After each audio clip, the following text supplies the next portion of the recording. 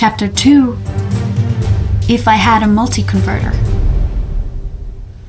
At dawn, I'm awakened by the bitter freeze. So much for that energy accumulation. Apparently the suit, too, is in a shabbier state than I suspected. I stick my arms out of the capsule and catch the first faint rays of daylight.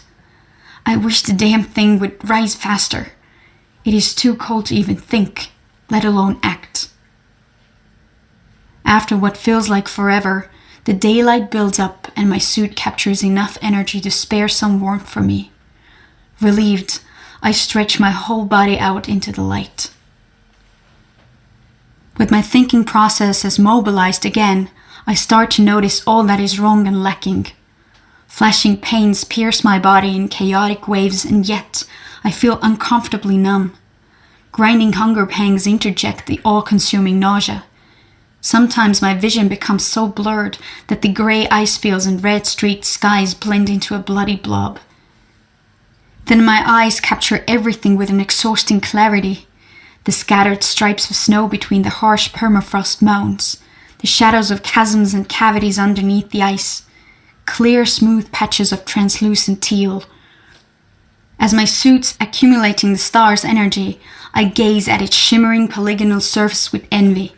If I had an operational multi-converter, I could redirect some of that into boosting the blood buds. Sure, I could not stay here long enough for a complete recovery, but at least I'd be able to walk away. I feel myself gulping. If I had a multi-converter, I could use some of that daylight to synthesize carbohydrates. The mere thought makes my veins itch as if a bountiful nutrient injection was just a click away. If only I had the means to process the carbon. It is right here, under my very nose, because the local atmosphere is so rich. The orbital readings confirm the very life-friendly nitrogen-carbon-oxygen mix.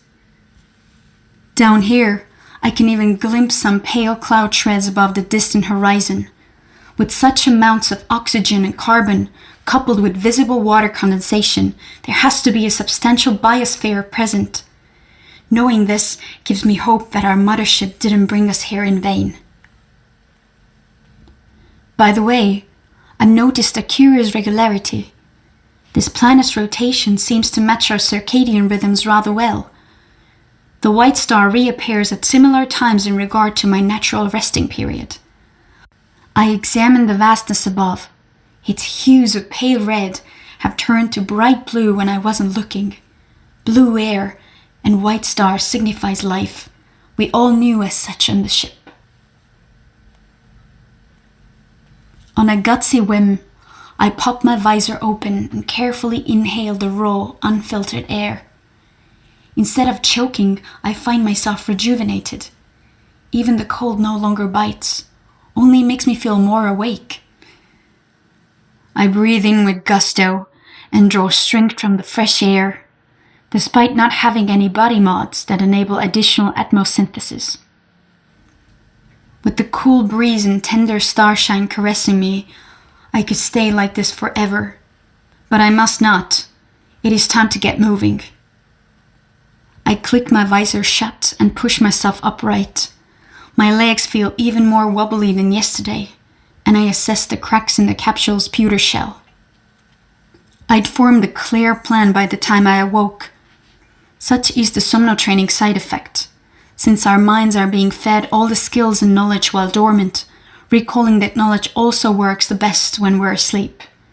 And so, my pre-sleep vague idea has clarified into specific instructions on how to break the capsule remains and turn its pieces into a sliding board. I throw my body weight against the cracked shell.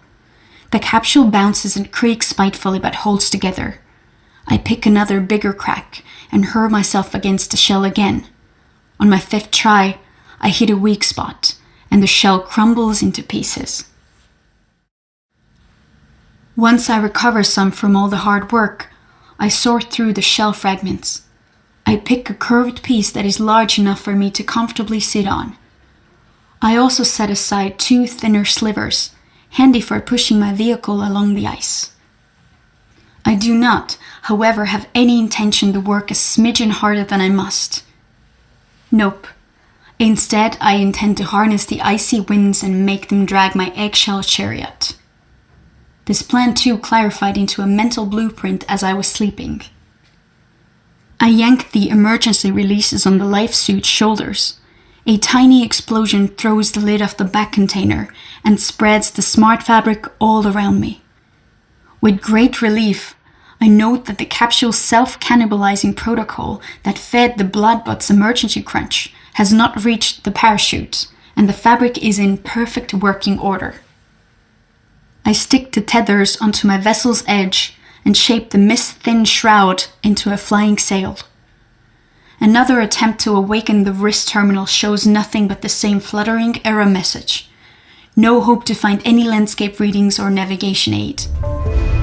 I wouldn't want a sail to carry me directionless into the unknown, so I gather it in my lap for standby.